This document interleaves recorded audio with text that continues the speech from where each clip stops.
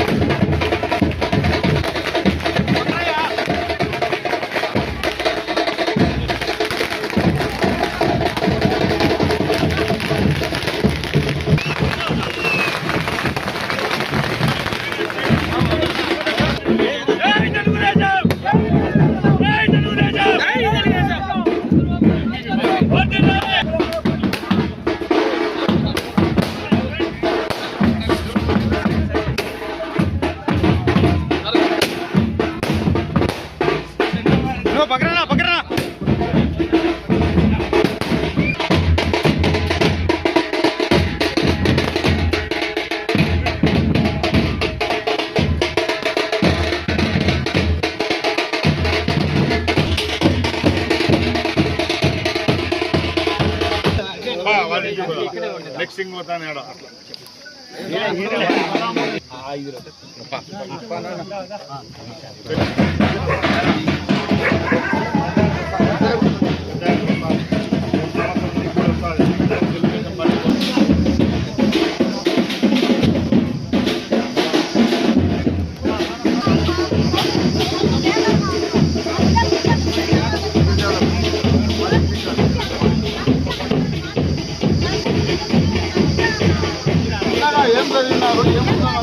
ఎవరో చెప్పండి, ఉండేవాళ్ళ ఒకరు చెప్పండి, నేను చెప్తా చూడు. పింఛన్ ఎవరు కావాలా మీలో?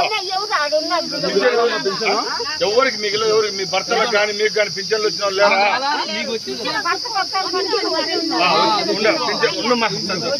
పింఛన్ ఎవరికి నీకు వస్తుందా? ఎంత వస్తుంది? ముందు సంవత్సరం ఎంత ఇచ్చినారు? పోయిన సంవత్సరము 3,000 ఇచ్చి చంద్రబాబు నాయుడు 4,000 చేశాడు. తీసుకోవాలి సార్,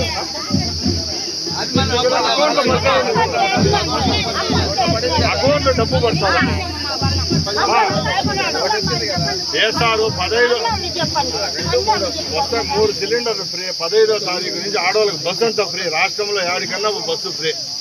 రేపు 15వ తారీఖు నుంచి అంటే కరెక్ట్ వారంలో బస్సు కూడా ఫ్రీ ఇస్తాను.